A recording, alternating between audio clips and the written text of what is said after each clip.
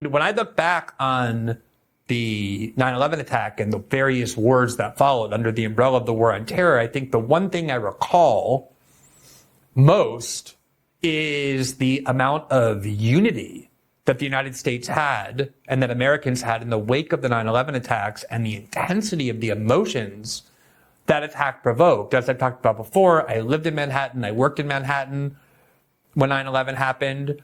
I remember like it was yesterday the sensations of watching those two buildings in southern Manhattan crumble to the ground on top of 3,000 American citizens. The Pentagon was attacked. For weeks in New York, you could smell the burning of the rubble, of the bodies, of the chemicals.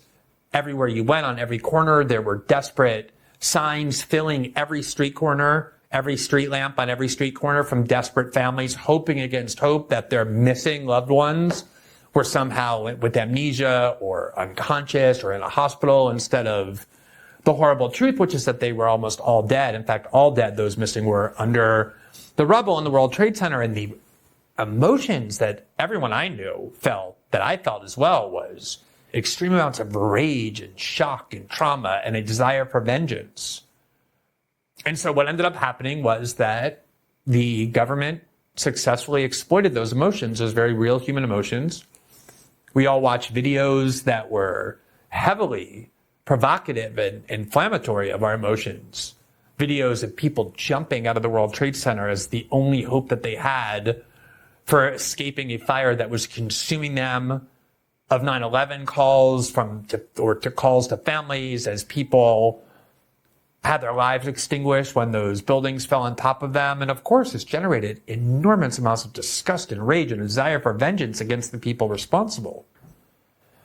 And most people felt that, and most people felt it for a long time. And that's why the government was able to convince Americans to essentially acquiesce to anything and everything that was done in the name of punishing or destroying the people who were responsible for that horrific attack.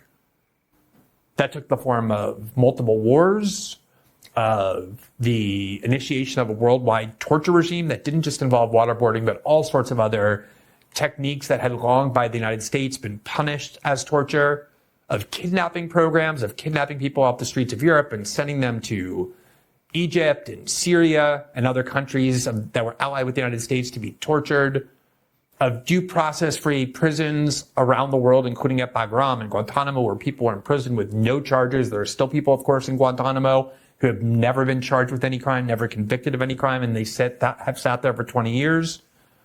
There was the hideous, disastrous invasion of Iraq, regime change wars all over the world, and then the transformation of our own domestic politics, of the introduction of things like the Patriot Act and mass NSA spying, and all kinds of authoritarian projects that seeped into and contaminated America's form of government, all justified in the name of fighting against and destroying the people who launched this horrific attack. And I think the lesson that most Americans have learned from 9/11 is that a lot of what was done ended up being excessive or abusive or morally shameful, or at the very least just counterproductive. We ended up occupying Afghanistan for 20 years, spent trillions of dollars on this war on terror, only at the end of the 20 years for the Taliban to just waltz back into power as though nothing had happened. Tens of thousands of people, American troops died, hundreds of thousands, if not millions, in those countries that we were at war with died as well, for very little benefit, for very little progress that was ultimately made.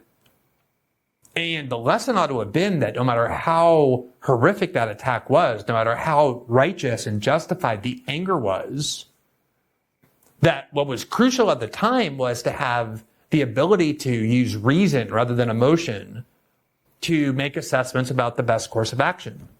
And most importantly, to create the space to actually debate what the best course of action was. I think more than any other policy, what most bothered me at the time and what ultimately propelled me into journalism was the fact that the climate that had been created in the wake of 9/11 was so repressive that anybody who was at all off note, who was at all questioning of government policy done in the name of fighting terrorists, was immediately accused of being an apologist for terrorism, or supporting terrorism or being on the side of the terrorist, an incredibly toxic and unhealthy environment that destroyed the ability to engage in reason and to ask, okay, even if you're horrified by these attacks, even if you find them completely lacking in anything human and you're enraged by them, even if that's true, you still have to question what was the best course of action, as well as whether or not we played any role in creating the climate that caused so many people to want to come do harm to the United States. Obviously, 9/11 was not the first terrorist attack against the United States.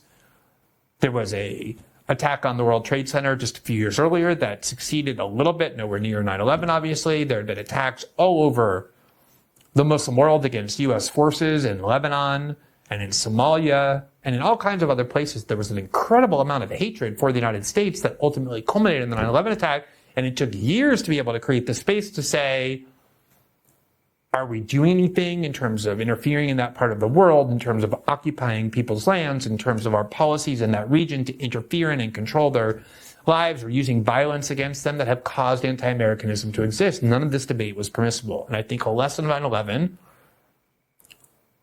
that if you look at polling in the United States, most people have learned, is that a lot of what was done that most of us supported, right, in the aftermath of 9/11 because of our anger and rage and our blinding indignation and desire for vengeance, turned out to be, at best, quite misguided. And that it's extremely important, especially when it comes time to war, when emotions are at their highest, to create space for permissible debate, for permissible questioning.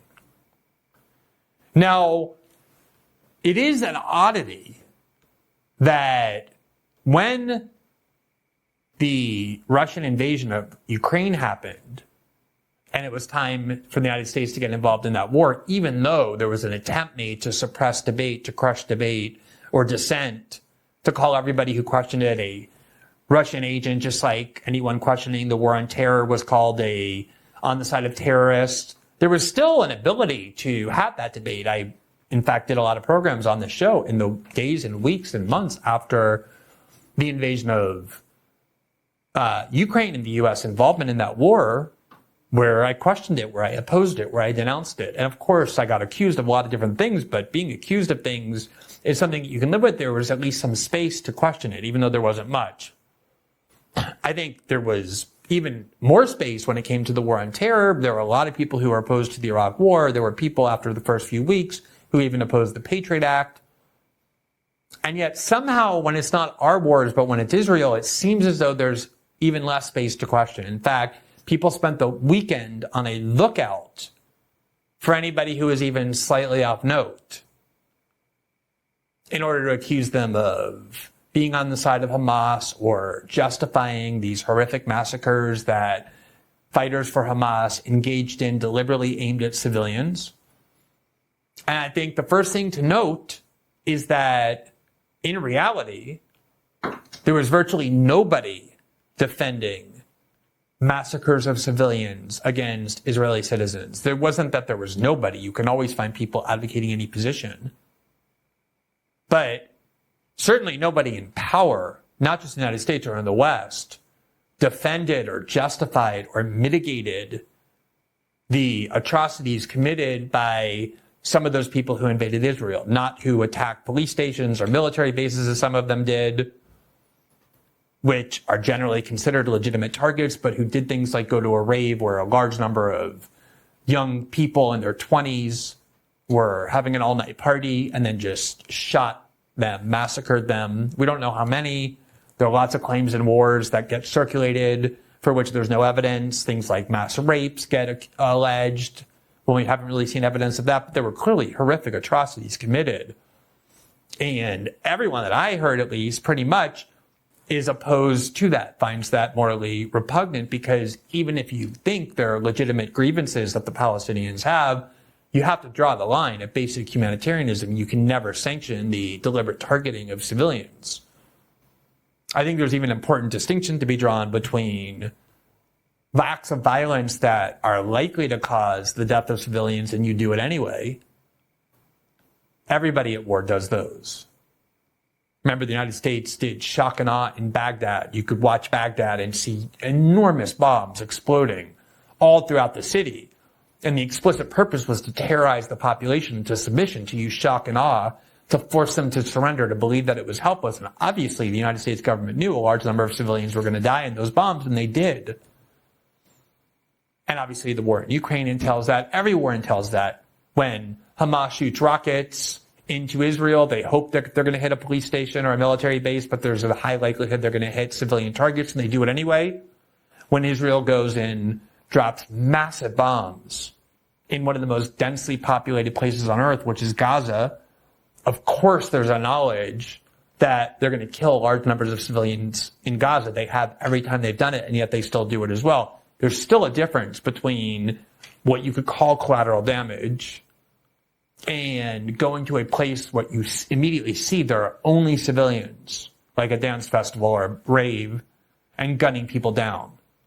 There has to still be a moral line that is drawn where nobody can justifiably cross that the way a lot of the militants that entered Israel did, and I don't think anybody can possibly, in good conscience, justify that.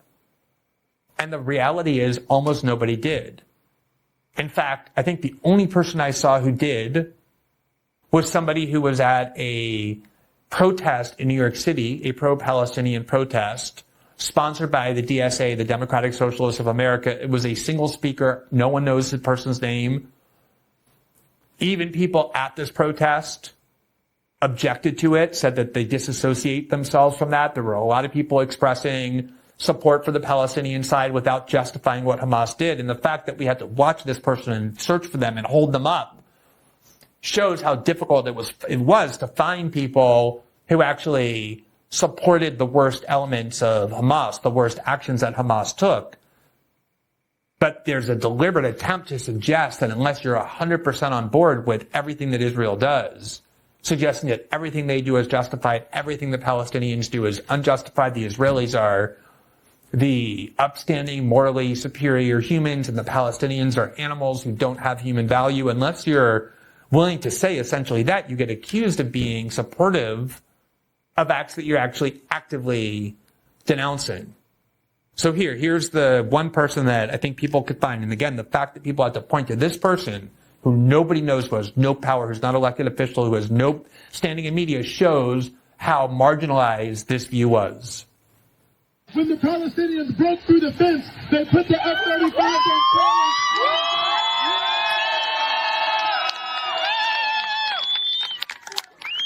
And as you might have seen, there was some sort of rave or desert party where they were having a great time until the resistance came in electrified hang gliders and took at least several dozen hipsters. But I'm sure they're doing very fine despite what the New York Post says. But no. Now, obviously they're not doing fine. We also saw the videos of people's corpses laying on the ground because they were shot by the people who invaded Israel. And maybe you had 2 or 3 people or 4 people screaming their approval in this crowd, but this was a repulsive position that everybody I know, including people who have long been critics of Israel or supportive of the Palestinian cause, repudiated. And so the idea that if you at all question the Israeli government, or if you question the Biden administration's support for it, it somehow means that you're a proponent of the worst acts of Hamas, is just as intellectually dishonest, just as manipulative, just as designed to suppress dissent as those who claim that opponents of the Iraq War were pro-Saddam Hussein, or that people who question the war on terror were on the side of al-Qaeda, or that people who oppose U.S. support for Ukraine are pro-Putin. It's all part of the same tactic that you should not fall for and you should not tolerate if you're even a minimally intellectually honest person. Now, I again understand that the reality is that all those videos that people were subjected to over the weekend, all those claims about atrocities committed against Israelis, obviously have produced a great amount of anger and a great amount of sickness, not just in Israel, but in foreign countries as well, for people who feel an affinity toward Israel. And in the United States, there are a lot of people who feel an affinity for Israel. There are not just American Jews who do, but evangelical Christians who wield a lot of political power as well and who feel an affinity toward Israel for religious reasons or cultural reasons. But there's also the foreign policy establishment and neocons and militarists who see Israel as an important and always have as an important military ally of the United States. And so the energy and the emotion surrounding this topic, I'm aware, are very high, and there's not a lot of people who want to hear any questioning right now. And I think it's very important to be careful, but not be willing to refrain from asking the questions or making the points that I think ought to be raised. And one of the things I did when I was thinking about coming on tonight and talking about this war and how to do it was I went back and watched the video that I did immediately following the Russian invasion of Ukraine, where pretty much the same thing happened. We spent the first day or the first 2 days bombarded with images of Russian violence against Ukrainians, of Ukrainian civilians crying, of mourning, of grieving, of weeping. The kind of thing that we almost never see when America is involved in wars. We almost never see interviews with the victims of our bombs or our drones when it's innocent people, but we do get shown that when it comes time for a war that the U.S. government wants to instigate support for. And so people were just drowning in videos. And obviously, if you're a decent person and you look at videos of Ukrainian women crying over the death of their children, or you're a decent person, you're going to be emotionally moved by that. But it can't mean that that means that you're not allowed to question or even oppose your country's involvement in that war, because then you get accused of supporting Russian violence or being indifferent to the suffering of people, because there's wars all the time in every part of the world. And obviously there have to be space for you to say, I don't think my government should get involved in this war, or I think this war is more complicated than the morality play we're being presented with. And so I went back and I watched what I tried to communicate in the day after the Russian invasion, knowing that the same kind of propaganda, the same kind of emotional intensity would immediately arrive is with us now when it comes to what is now a war between Israel and Gaza. I just want to show you a little bit of what I tried to communicate, because I think it's so incredibly relevant to what we have to do now and how we have to think about this war that not only is involving Israel and Gaza, but also the United States and a lot of other countries. So let me just show you a couple excerpts from, this is February 24th, 2022. So it was the night of, or the day after, the Russian invasion. So it's always an extraordinarily horrific episode to watch a new war break out anytime. That's just always true. And precisely for that reason, we react very emotionally to the outbreak of a new war, as we should, given that it generally means that large numbers of human beings, innocent civilians, are going to have their lives extinguished. Bombs are falling, destroying cities, destroying ancient structures, disrupting lives, causing thousands or hundreds of thousands, sometimes millions of displaced human beings. Whoever we assign blame to for that war, we naturally are going to have a huge amount of intense emotion toward that country, of rage and anger and a desire for vengeance. And conversely, we're going to have an enormous amount of sympathy and a desire to help and protect and defend whoever we regard as the victim. It's for any normal, healthy, well-adjusted human being a time of extremely high emotions. And I think we need to be aware of that for two reasons. The first of which is that anytime we're in a state of high emotions, by definition, necessarily, our capacity to reason diminishes. If we're reacting to something with intense emotions, our ability to use rationality to react to the situation, to analyze it, is crowded out by the intensity of those emotions.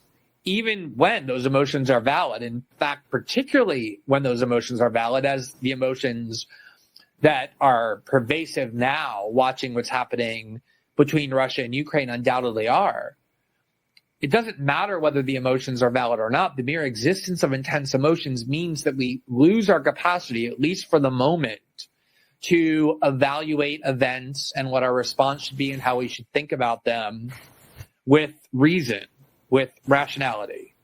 Now, maybe it's just that we ought to be aware of what the reaction is when our brains are flooded with high emotions, when our emotions are part of a collective reaction, and therefore even more intense, given that we're social and political animals and we're tribal and We feed on one another's emotions. And so the more we all feel intense emotions, collectively the emotions intensify. It's important to realize what that means for our reasoning ability, which is our ability or our willingness even to think about things rationally and through reason, as opposed to these emotions, diminish. We're in a diminished state of reason when we react to things emotionally. And that's why whenever events like this happen, you can go through every single event that you might want to compare a new war to. Look at 9/11, for example.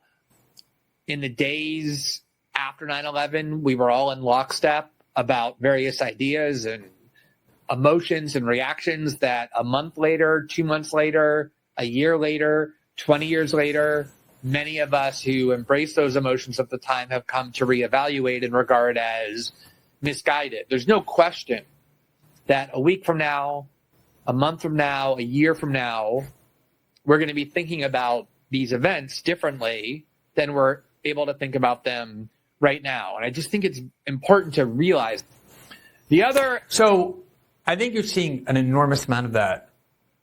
Obviously, you're seeing it in Israel, but you're seeing it in the United States too. I cannot tell you how many people I've seen, conservatives and liberals and Republicans and Democrats, where there's really very little difference or dissent, even though a lot of people try and claim there is. The reality is that the overwhelming majority of mainstream American politics and the vast majority of the people in both parties have as much unity in support of Israel as they did in this moment in support of Ukraine when Russia invaded.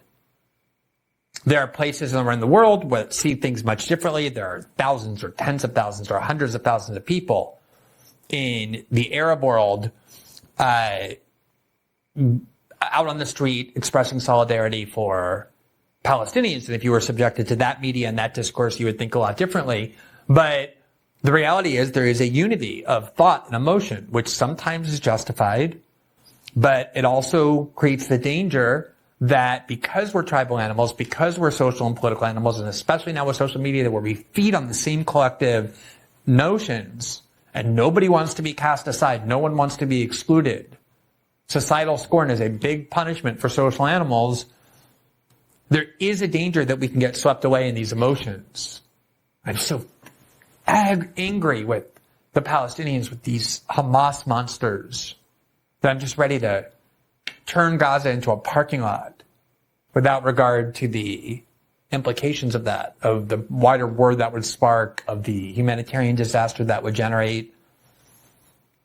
And I think it's important to try and step back and use your reason and not just your emotion, because we have so many examples where using that emotion led us wildly astray. Norman, it's great to see you. Thanks so much for taking the time to talk to us today. I'm fine, thank you. So let's begin with I want to obviously spend a lot of our time on the Israeli war in Gaza. But before we get to that, there's obviously a recent issue which involves the Iranian retaliation against the Israelis for the April 1st bombing of the Iranian consulate in Damascus.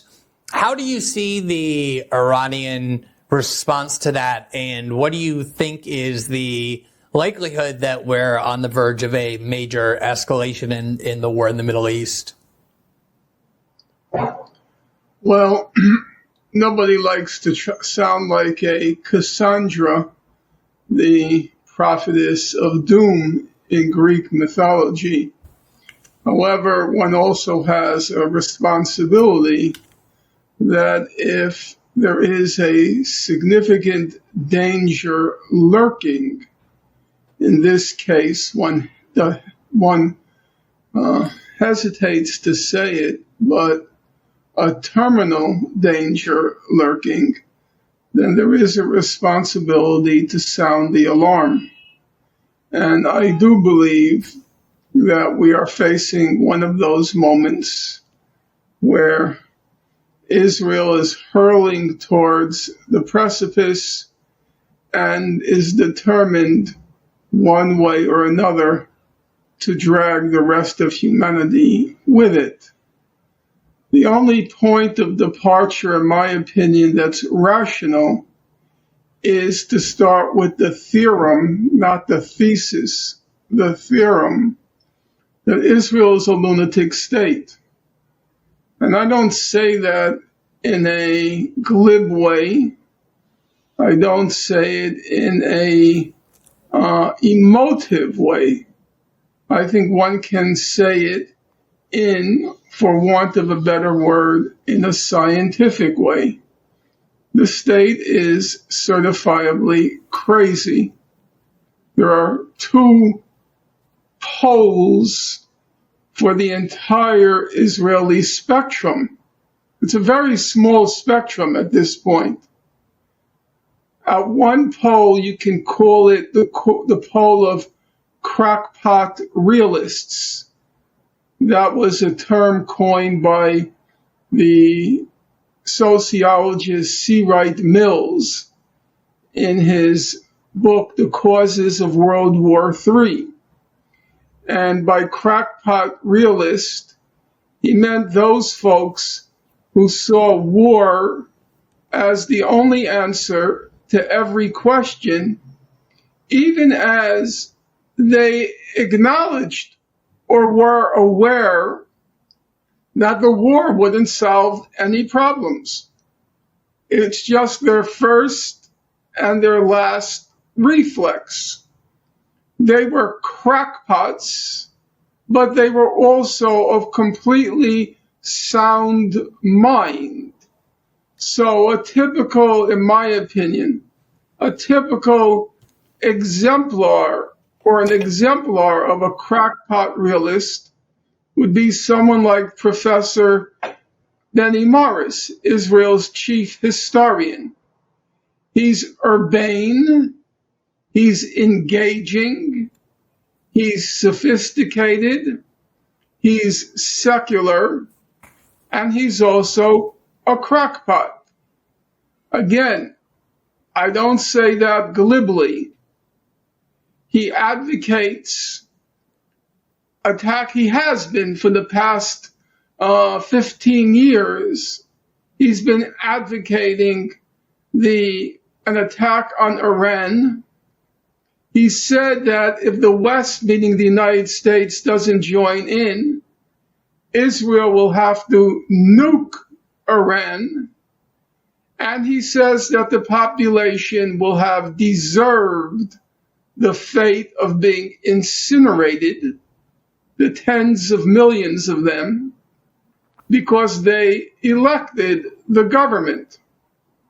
Now, Morris must know that such an attack will trigger a reaction, if not from Iran, then from Hezbollah, which will be terminal for Israel. And yet, without in the least bit being fazed by that prospect, he advocates a nuclear attack on Iran. At the other end of this very narrow spectrum are those who advocate what's called the Samson option. And you can find an interesting analysis of the Samson option in Professor Noam Chomsky's book, Fateful Triangle. And the Samson option is very simple. I should also point out the notion that Professor Chomsky pointed to was then elaborated on about, I guess, 5 or 10 years later, I can't remember now, by Seymour Hersh, the investigative reporter, in a book called The Samson Option. And the Samson option basically is very simple. Either pretend to be mad, to pretend to be crazy, so as to terrify your enemies and your allies, that if they don't do Israel's bidding, Israel is going to bring down the temple on everybody's head. And there are those who are not simply pretending to be crazy by advocating the Samson option. They are crazy. They're lunatics. And I do believe there is a significant portion of Israel's political spectrum that is either pretending to be crazy or actually is crazy. And as you know, there's a very tiny step from pretending to be crazy to then coming to actually believe the phantoms you've conjured and becoming crazy. And you saw an illustration of that, and it's just an illustration. You saw it yesterday in the Security Council. If you listened to Gilad Erdan's speech, it was certifiably lunatic. It was lunatic. He starts by saying the Ayatollah is Hitler, the Islamic State is the Third Reich, it's hell-bent on conquering the whole world. Iran is hell-bent on conquering the whole world. He then says Iran is within weeks of acquiring a nuclear weapon, and the world has to stop it. And the upshot or bottom line is, if the world, to use his terminology, acts like Chamberlain, then Israel will have to act like Churchill. Now, if you listened to his rhetorical delivery, it was as if he were saying, who dares to doubt me in this chamber, meaning the Security Council? If you listen, he even at one point held up an image on his iPad of Israel intercepting a drone over Al-Aqsa Mosque, allegedly intercepting a drone above Al-Aqsa Mosque.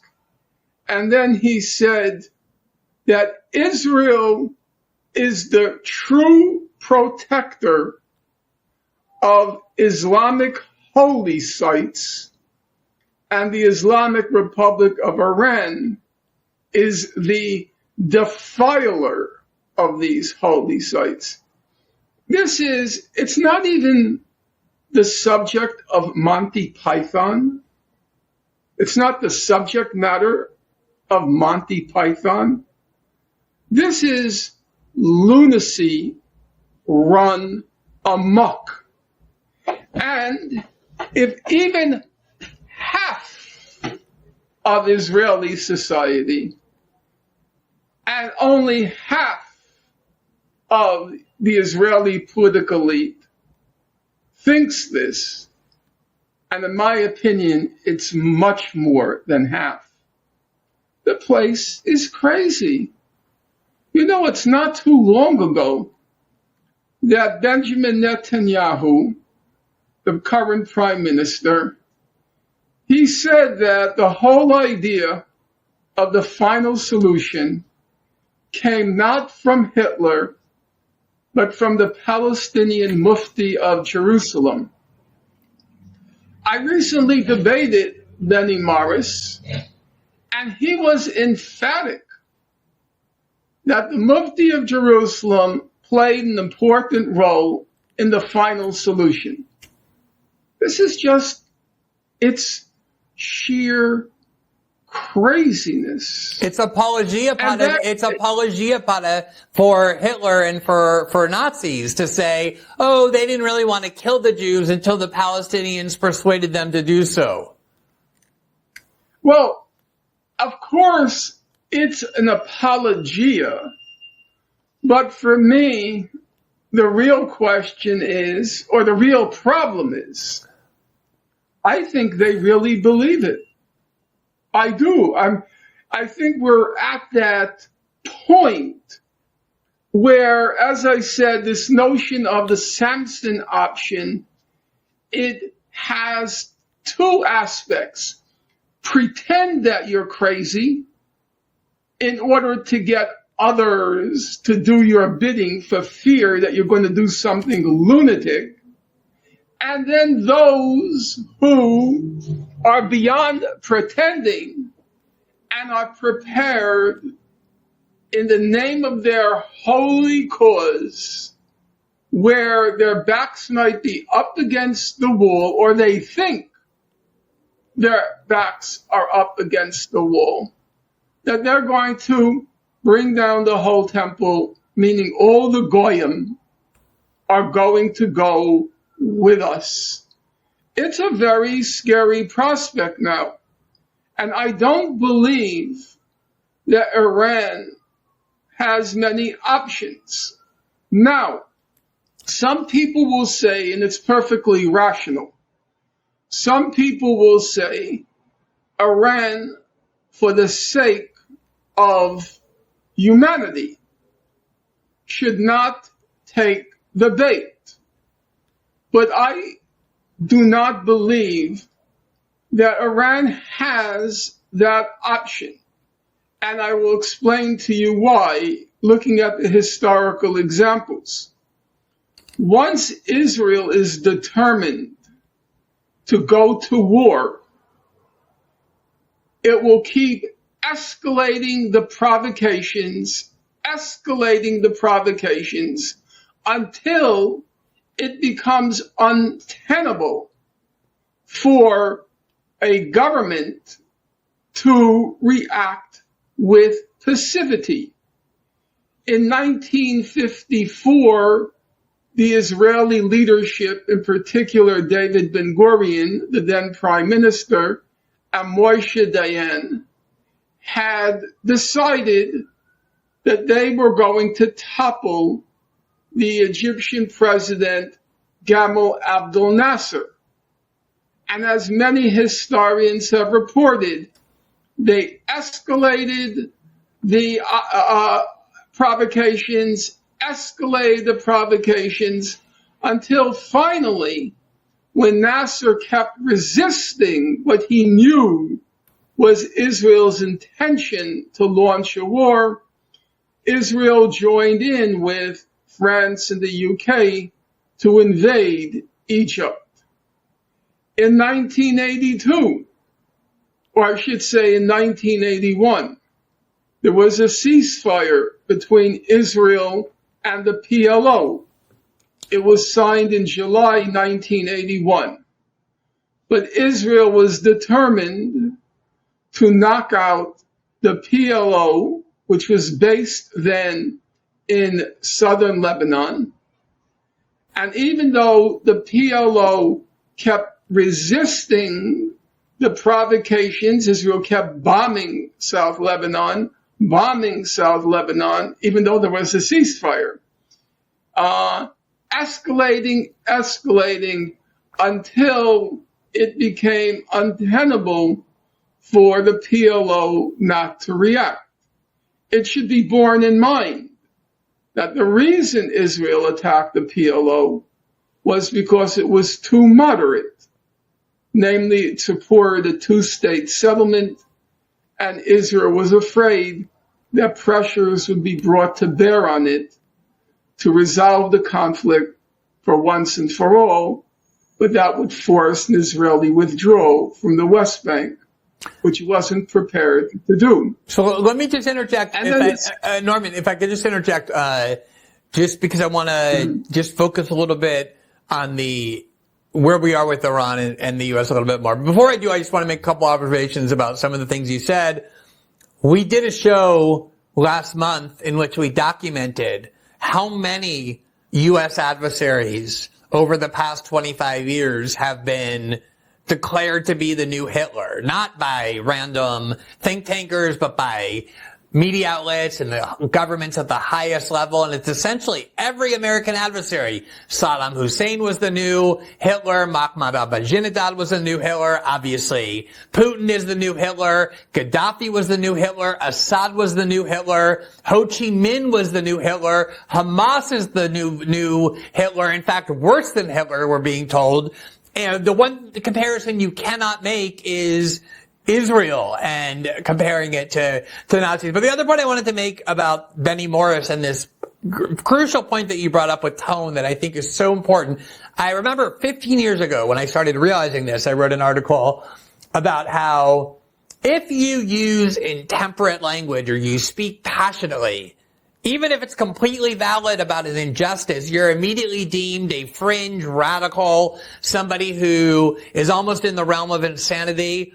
But if you are able to speak in a kind of urbane, sophisticated way, as you said for Benny Morris, and use the language of diplomacy like Bill Kristol, you'll automatically be deemed somebody worthy of mainstream centrism, even though the ideas they're presenting are bloodthirsty and deranged and insane.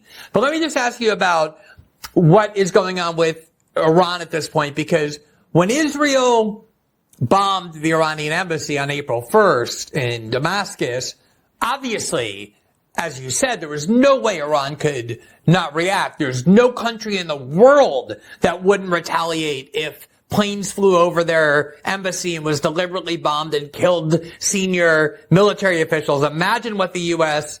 and the Israelis would do if that happened. I had John, hold on. For 1/2 second. Yeah. The problem is, because I discussed this with people who I respect a lot.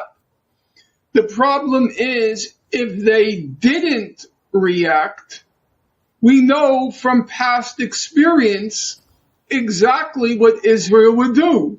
It would keep escalating the provocations up to and including assassinating the Iranian head of state, formally denying it, but with a wink, wink, as, of course, we did it. There is no way to stop them. Once they have resolved that a war is necessary and a war is inevitable, once they have resolved that, there is no way on God's earth to stop them. That's what the historical record shows. You can hold back, as Nasser did until February 1955. Hold back, as the PLO did from July 1981 till June 1982, as Hamas did after a ceasefire was agreed upon between Israel and Hamas in June 2008. In June 2008. But Israel will provoke and provoke and provoke because it's resolved on that war.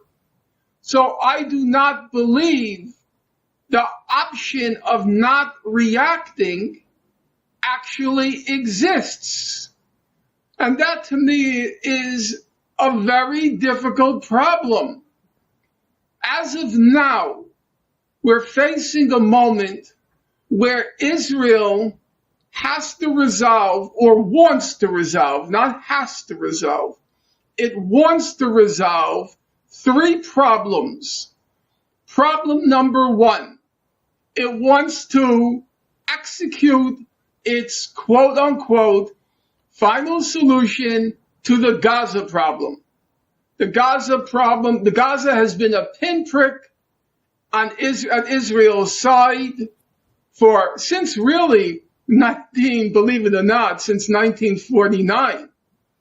And as one senior official said in 2015, He said, quote, "We can't keep having these wars of attrition in Gaza.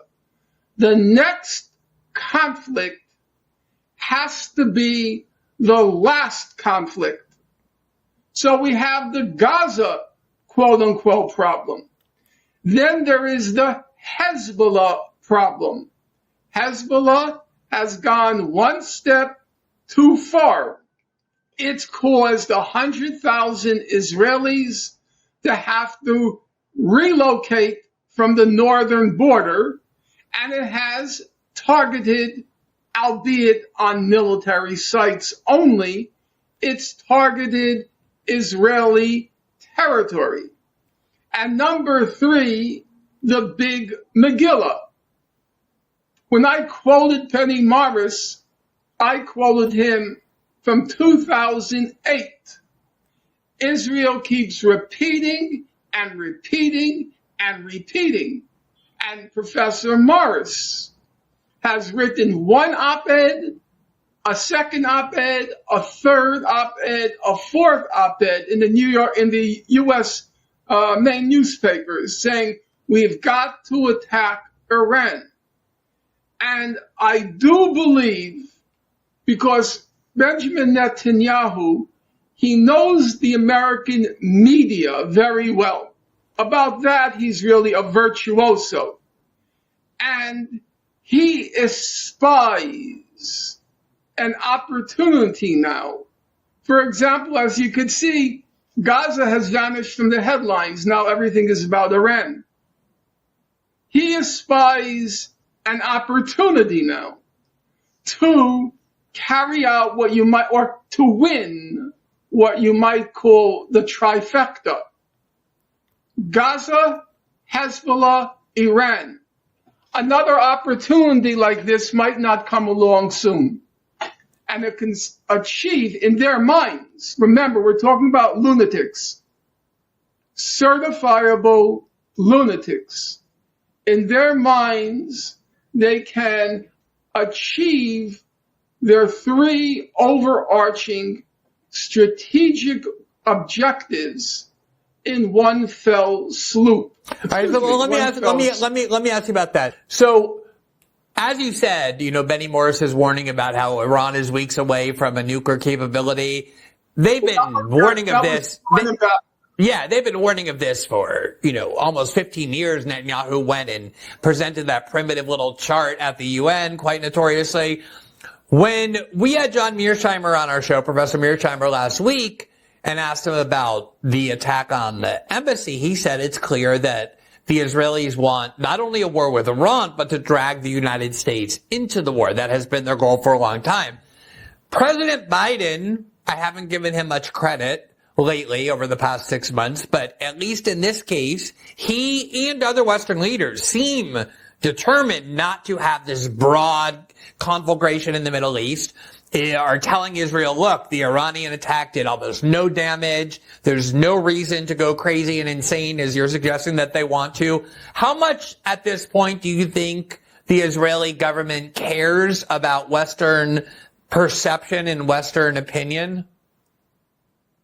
Look, that's an excellent question, and I think it's an unanswerable question.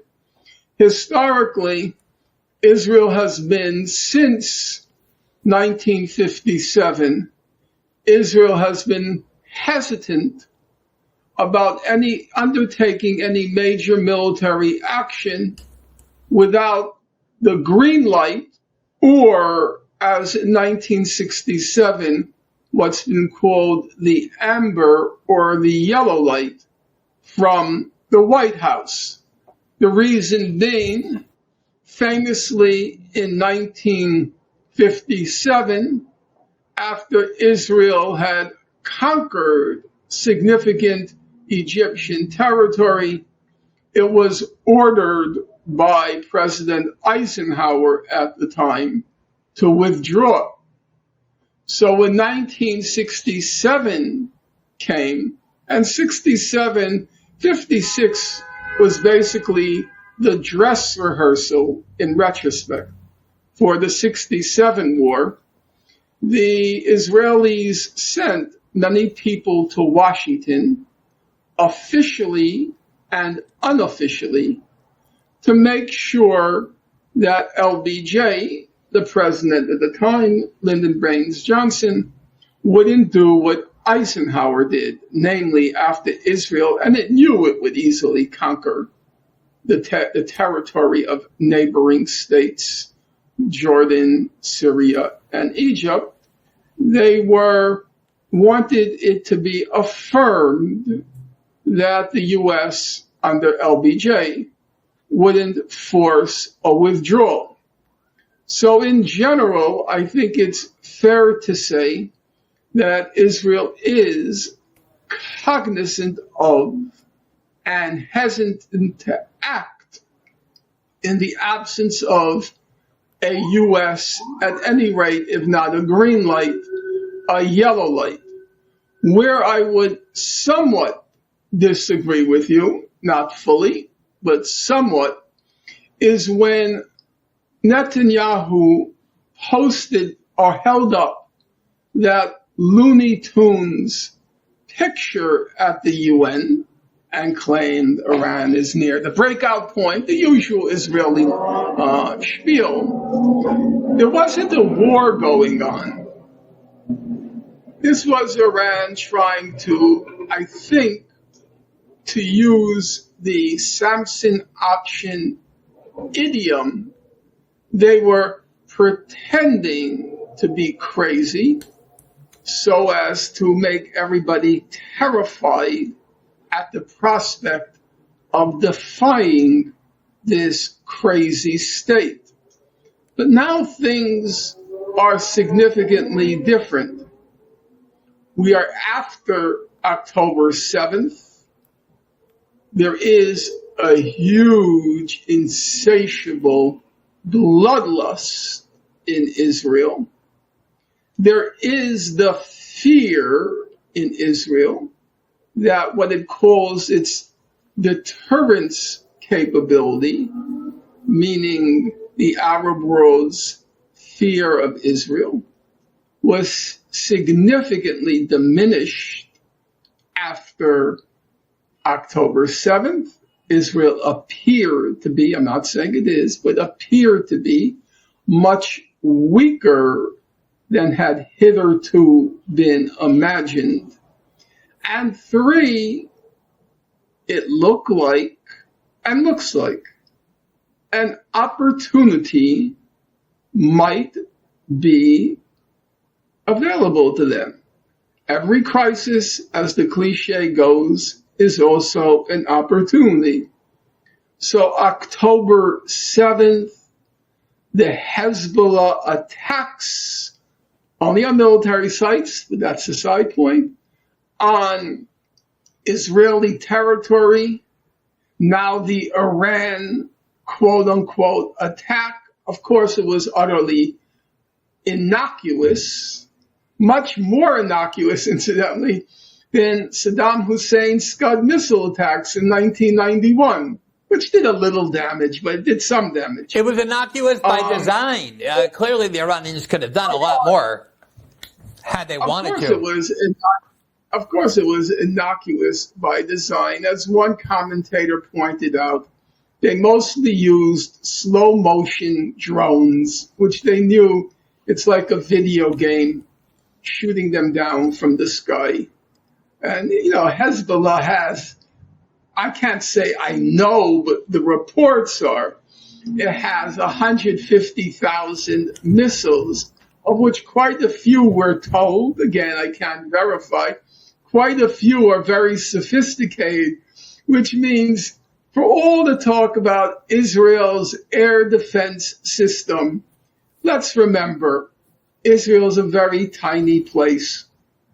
150,000 missiles, if they're launched, it's curtains for Israel. So, of course, it was purely symbolic, but I would have to add, I imagine the Iranian leadership, together with Syed Nasrallah, the head of Hezbollah, they thought very hard about how to react to what happened on April 1st. That's what they came up with. I have to assume they have a very sophisticated analysis before they undertook that action. Nasrallah, I suspect Nasrallah knows Israeli society, I think, better than most Israelis, because his mind is not corrupted by the delusions and hallucinations of this crazy state. So I have to assume that they thought this was the most prudent move to make. But my own sense, and I don't want to in any way give an impression of being omniscient or infallible, but my own sense is, if Israel has resolved, as it did in 1954, 1982, and in 2008, if it has resolved that Iran has to be neutered, I would say no amount of restraint will stop them. Thinking about that, the Israeli midterm or long-term plan, meaning what happens when this bombing campaign finally comes to an end, when the ground invasion either turns into some sort of partial reoccupation of Gaza or some international force or whatever. If you look at the scope of the destruction in northern Gaza, there have been reports that 60% of all buildings, if not destroyed, are architecturally compromised, not safe to inhabit. The sewage system, the electrical system, the hospital system are completely destroyed. I mean, to some extent, northern Gaza has been rendered in a large degree uninhabitable in terms of just any kind of modern society. How would these internally displaced Gazans who are now in southern Gaza and dispersed throughout the country really in any reasonable or meaningful way get back to any kind of meaningful or normal life in northern Gaza, even if the Israelis were to permit that? Well, I think rendering northern Gaza uninhabitable was actually a declared war aim. The Minister of Defense, Gallant, various Israeli generals said that. And when you cut off electricity and you cut off water, you are in effect making the place uninhabitable. When you destroy or render unusable most of the hospitals in northern Gaza, when you destroy schools, when you destroy a variety of other infrastructure, you are rendering northern Gaza uninhabitable. Now, the claim is that this was intended to destroy Hamas infrastructure. But my guess is that there was, as they said, a desire to render that part, at least, of Gaza uninhabitable. Now, you can see that there's a doctrine here. It's a doctrine that was first adopted in 2006, or at least first enunciated after the 2006 war on Lebanon. And it was the so-called Dahia doctrine, Dahia being the southern suburbs of Beirut, which were flattened by Israeli bombing in 2006. And the man who is now a member of the war cabinet, a former chief of staff by the name of Gadi Eisenkot, actually enunciated this. He said, we will not, accept proportionality. We will act unproportionally, and we will flatten villages. We will do what we did to the Dahia. In other words, we will destroy in order to destroy in a punitive fashion. And I think that is what Israel is doing. Now, what that means for the day after, well, I think it's connected in the first instance to what they were hoping, which is to get people out of Gaza, decrease the Palestinian population within the borders of mandatory Palestine. In other words, launch another stage of the ethnic cleansing of Palestine. If that proves impossible, the next best thing is to squeeze them into a smaller area, maybe push them into southern Gaza. But I don't think that any of these things are necessarily beyond rendering Gaza uninhabitable, which the Minister of Defense said. I don't think any of these things are entirely clear. And I think, as you suggested, there are multiple factions in this government. The military has its own views. The prime minister, who basically wants to continue the war and not lose this government, which keeps him in power, failing which he would go to trial, presumably. And then other factions within the government, the Likud party, the extreme right-wing parties, which want to see ethnic cleansing as soon as possible and as much of Palestine as possible, and so forth. So it's, to me, frankly, and I'm reading the Israeli press carefully, it's not clear that they have a clear idea or a unified idea of what they want to do with the Gazans once this military campaign is over, whenever it's over. On this stated goal of destroying Hamas, I don't think we ever got clarity about exactly what that means, although the Israelis made clear from the beginning, from Netanyahu on down, they said, we don't mean we're going to erode the power of Hamas. We don't mean we're going to undermine it. We don't mean we're going to weaken Hamas. We mean we're going to destroy it, eradicate it, remove it from existing in Gaza. Obviously, with a war like this, facts are hard to come by, so let's just take the Israeli numbers, the numbers given by the Israeli military. According to the Israeli military, they have thus far killed 1,500 to 2,000 Hamas militants. So let's take the maximum number, 2,000. And according to the Israelis as well, there are 30,000 Hamas fighters. So they've killed 1/15 of all the Hamas fighters that existed at the start of the war. Presumably there's going to be more anti-Israel radicals and people who hate Israel after this destruction that they've witnessed, after the amount of death. But let's just keep that number in place. 30,000 Hamas militants. That would mean in order to kill all Hamas militants, just the minimum necessary, I would assume, to achieve this goal of destroying Hamas, they would have to kill 15 times more Hamas militants than they have thus far. And at the current rate of civilian death, that would mean that they would basically end up killing 200,000, 250,000 Gazans in total. Do you think there is any world in which the world just stands by and watches something like that take place? No, absolutely not. The United States wouldn't tolerate it because the Biden administration couldn't tolerate it because public opinion is already against this war. A majority of Americans are in favor of a ceasefire. They want it to stop.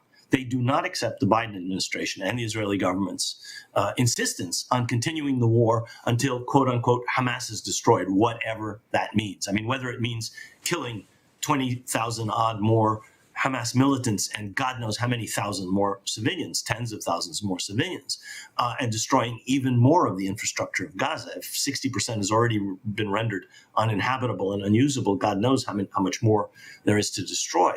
But I do not think that world public opinion, Arab public opinion, but for that matter, American public opinion, will put up with that. I think there'll be a rebellion within the Democratic Party. I think the president would be guaranteed of losing the 2024 election. And I think that he would be obliged to stop this long before we got to those apocalyptic numbers. So I don't think that there is any possibility of our reaching anything like those numbers, even if those numbers are realistic. I mean, let's assume that they're highly exaggerated, which I think is the case. I don't think there's any chance of killing 10 or 20,000 Hamas militants, no matter how many civilians Israel kills. And no matter how many tunnels, you read the Israeli military correspondence, and they're saying they've done very limited damage to the tunnel system. Well, they've dropped how many thousand tons of bombs a day, a week on Gaza, and they still have only minimally damaged the tunnel system. They've killed 2,000 of, by their estimate, 30,000 militants. It just does not seem to me within the world of possibility that this could go on to that extent. How it stops, however, I don't know. You're somebody who's followed this conflict for most of your career as a scholar, as an academic, as a historian. You've referred to on a couple of occasions this public opinion that has turned against the Democratic Party, against Joe Biden for his support of what's taking place in Israel. I do think there's an interesting dynamic that it is the case that for a lot of years now, maybe going back to 2014, the Israeli-Palestinian issue has pretty much been on the back burner of American politics. So you have all these young people who have started to pay attention to politics for the first time. A lot of people who paid attention to politics for the first time only because of Trump. This is the first real look they're getting at Israel and the Democratic Party's relationship to it. And you have these mass protests all over the world, hundreds of thousands of people in major Western cities. Like, you have to go back to the Iraq War to find protests on this level. As somebody who has followed this conflict, has been in the middle of it in so many ways for so long now, is this a kind of radical or fundamental change in terms of public opinion and the amount of opposition to what the Israelis are doing and the way in which the U.S. is supporting them? I mean, there has been a trend in this direction, but I think you put your finger on it. I think that this is a moment when a newly awakened generation with new access to information is, for the first time, really looking very carefully at things that are happening in Israel and Palestine. And they clearly do not like what they see. There's an NBC poll that came out the other day of voters from 18 to 34. 70% of voters in that age group disapprove of the Biden administration's handling of this war. That's an astonishing percentage. I mean, a majority of Americans want a ceasefire, but that 70% of young voters, that includes Republicans and independents. I mean, that's a remarkable number. And it's part of a trend that I think has really been accentuated by this war. But that's been going on for actually a very long time. The polling over many years shows a drift away from sympathy for Israel and towards greater sympathy for the Palestinians. And this war has crystallized that, I think. Yeah, so for those of us who have followed this debate, this conflict for a long time, there's all the arguments that everybody can rehearse in their sleep. You show people the death tolls in Gaza, and people say, oh, Hamas uses them as human shields. Hamas operates from hospitals. They operate from mosques. All the arguments that everybody knows and knows the responses to. I do want to ask you about a couple of perspectives that are, I think, the most potent ones that Israelis and pro-Israel supporters in the United States and the West offer. And I want to begin by asking you this. In almost every war, there's two questions, broadly speaking, I think, that need to be asked. One is there a moral or legal justification for the war, for the force being used? And then, is it a wise use of force, even if it's morally justifiable? Will it produce benefits on the whole as opposed to detriments? After the October 7th massacre that did kill hundreds of civilians, whatever that number is, 500, 800, 900, whatever that amount is, do you think Israel had a legal and moral right to use force in Gaza against the group and the people who perpetrated that attack? You know, the problem with that question is its framing. Gaza had been under siege for 16 years.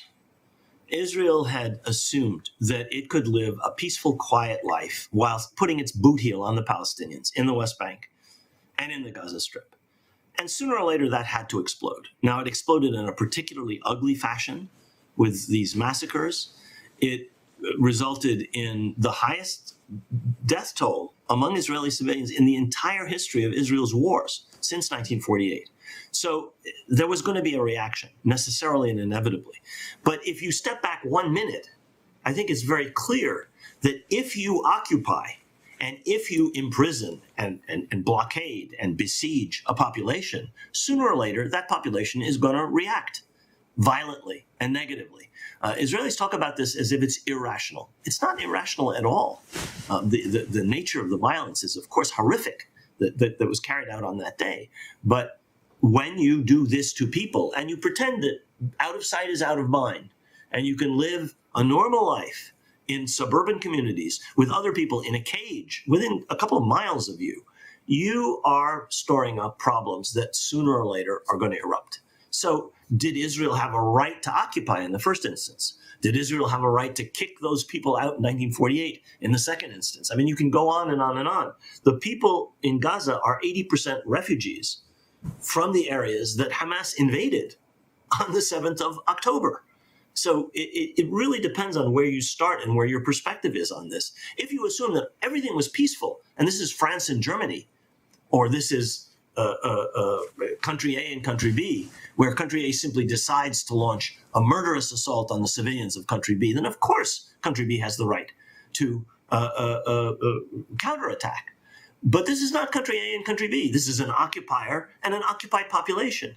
And this is a settler colonial project where the people living in settlements around the Gaza Strip are living on lands that used to belong to people who have now been living, or their ancestors, their parents and grandparents have been living as refugees in the Gaza Strip since 1948. And you have to factor that in. Does an occupying power have the right to attack an occupied population? You should be asking, I think, those kinds of questions as well as the question, what should Israel have done? Well, Israel shouldn't have been in occupation of the West Bank and the Gaza Strip in the first place. There should have been a Palestinian state. There should have been any number of things should have been, the absence of which have led to this horrific situation that we're in, where at least 800 Israeli civilians have been killed, at least 450 or more Israeli soldiers and security personnel have been killed, and apparently over 15,000 Palestinians, both civilians and militants, have been killed. And we're not at the end of it. I mean, assuming that this ceasefire breaks down over the next several days, we're going to see much higher casualty totals. And I think at the end of this, you'd have to ask that question. What was achieved? What was the point of this? Have they stored up more enmity for Israel? Have they improved Israel's position? Are Israelis more secure as a result of killing 15,000 Palestinians, including a huge number of children and women and other non-combatants? I don't think the answer is yes. I don't think you achieve security in that fashion. And I'm not just saying that from an Israeli perspective. I would say that from a Palestinian perspective as well. Sooner or later, there has to be a political resolution of this. I don't think we're nearer to a political resolution as a result of this, not only, I think, because of whatever happened on the 7th of October, but because of the 15 times greater toll that has so far been inflicted by Israel since the 7th of October. And that toll will only, unfortunately, probably increase. I'm always amazed at the ability for Western media outlets and governments to just define history however they want. They did the same thing with the Russian invasion of Ukraine. They just pretended that the conflict between Russia and Ukraine in the West began on February of 2022, as opposed to having extended many years back, without which you can't possibly understand what happened in February of 2022. And of course, the attempt to pretend that there was no conflict until October 7th, and it all started when Hamas invaded Israel. But your answer essentially says that the best thing for Israel to do from its own perspective, from the perspective of morality and legality, is to resolve the underlying conflict so that there's no more motive for Palestinians to attack Israel. The standard argument, which I am interested in hearing your view on, is that Hamas has made very clear they don't want a two-state solution. The reason Netanyahu propped up Hamas was precisely because he thought they would work symbiotically to prevent a two-state solution, so that wouldn't resolve the hostility of Hamas, say Israel defenders. And then more interestingly, I think I want to ask you, is a two-state solution possible given the extent of the settlement project in the West Bank? I mean, my short answer to the second part of your question is no. Unless you deal with occupation and colonization, you should not even utter the words two-state solution. A two-state solution in which Israel continues to settle, or in which 750,000 Israeli citizens maintain their residence and their colonization of Palestinian lands, is not a two-state solution. It's a one-state solution with a one-state, one Bantustan solution. A situation in which Israel continues its occupation is not a two-state solution. And every Israeli generous offer, has included Israeli control of the Jordan River Valley, which means it's not a state. I mean, imagine if a foreign country controlled the border with Mexico and the border with Canada. Would we be a sovereign state, the United States? Of course not.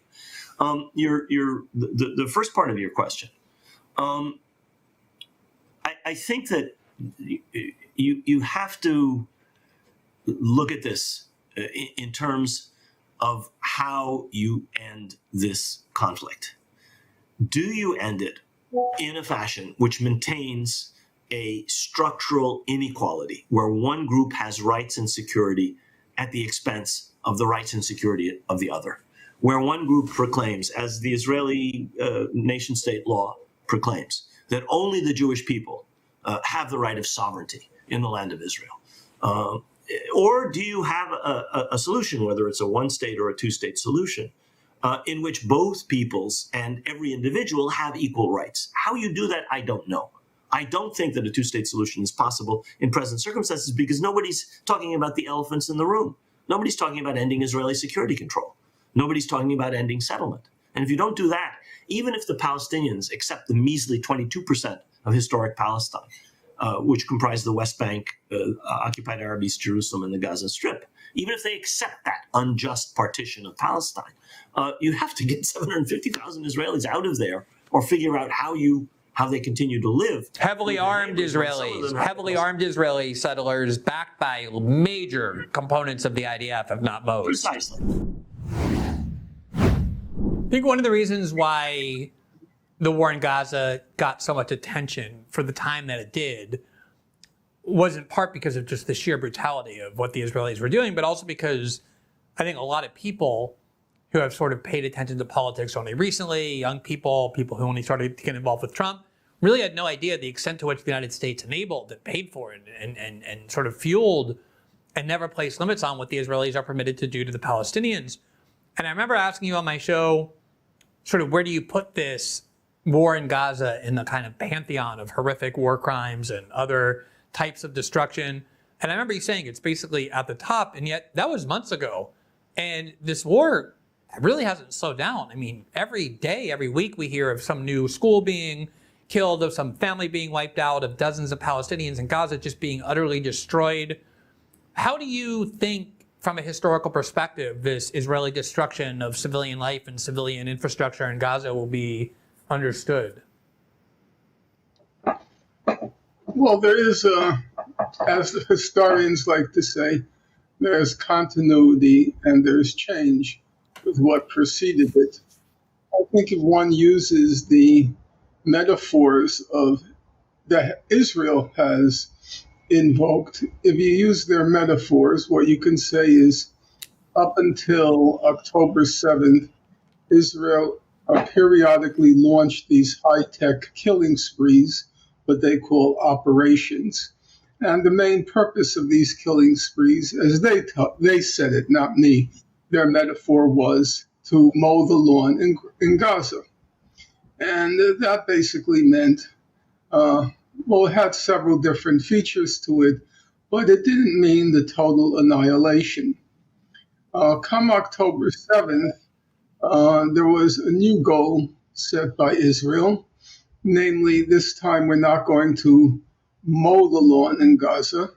We're going to extirpate, pull out by the roots, every blade of grass in Gaza. And that took basically three forms. Originally, and I should point out, these are overlapping forms. They're not discrete, entirely discrete. The first form was an attempted mass ethnic cleansing of Gaza, namely forcing all the people to the south, and then hopefully the gates of Rafah would be opened and they would flood into the Sinai desert. That didn't happen because the president of Egypt said no, and it seems that the U.S. deferred to President Sisi's decision, and the ethnic cleansing didn't in toto occur. But I think it's not widely known. It has, in large regards, has succeeded. The estimates are somewhere between 300 and 500,000 Gazans are no longer in Gaza. They by hook or by crook, they were in Egypt. It seems Egypt doesn't allow more than 60,000 Gazans to stay at any one given time. So you could say 300, we'll take the low estimate, 300,000 have been expelled. They will certainly never return. And they are finding a way to get past Egypt. That is, Egypt is a transit point to some other corner of the world. So if you take the low estimate, that would mean 1/7 of Gaza's population has been successfully, and one might add, surreptitiously expelled. If you take the higher estimate of 500,000, that would be about 1/4 of the population. So even though the kind of ethnic cleansing that was conceived in the early days has not succeeded, it must be said that in part it has succeeded. The second possibility, leaving aside the ethnic cleansing, the second possibility was to make Gaza unlivable. And that goal has succeeded. There's a lot of nonsense, in my opinion, and I have to emphasize in my opinion because I don't make any claims to infallibility. There's a lot of nonsense being said about what has happened and continues to happen in Gaza. Number one, as you know, every headline has to have as its subhead the Israel-Hamas war. There has not been any meaningful, substantive Israel-Hamas war.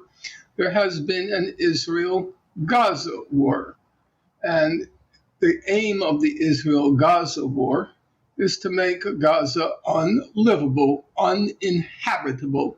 I'm using the language of the Israelis. This is not my embroidery or embellishment. That's what they say. As the former head of the National Security Council, Giora Eiland, and he's not the only one, he's one of the Defense Ministry's advisors, Defense Minister Gallant's advisors. He has said, we're going to leave the people of Gaza with two choices. One, to stay and starve, or two, to leave. And that goal, which in my opinion was the main goal, that goal has been achieved. I don't like to be a bearer of bad news. On the other hand, if we're speaking to adults, we should treat them respectfully as adults. Gaza is no more. Gaza is gone. About the estimates are, if you take the whole of Gaza, 1/2 of the infrastructure in Gaza has been destroyed. That means for somebody who doesn't quite grasp that, if you're, say, on a major thoroughfare, let's say in New York City, where I happen to reside, and you're walking down 6th Avenue, just imagine every second building is gone. Or just imagine you're walking down 6th Avenue, one side of the street is there, the other side of the street is no longer there. That's Gaza. There are no universities left in Gaza. There are no schools or college, universities, hospitals. There are barely any hospitals left in Gaza at this point. And so you might say, well, what about rebuilding? There can't be any rebuilding of Gaza. That's just not true. First of all, the estimates are by now there are about 45 million tons of rubble in Gaza.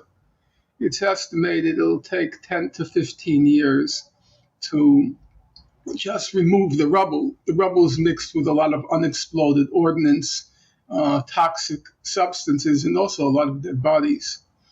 And even if you manage to remove the rubble, there's no question in my mind what's going to happen. Israel's going to say, we're not letting cement into Gaza.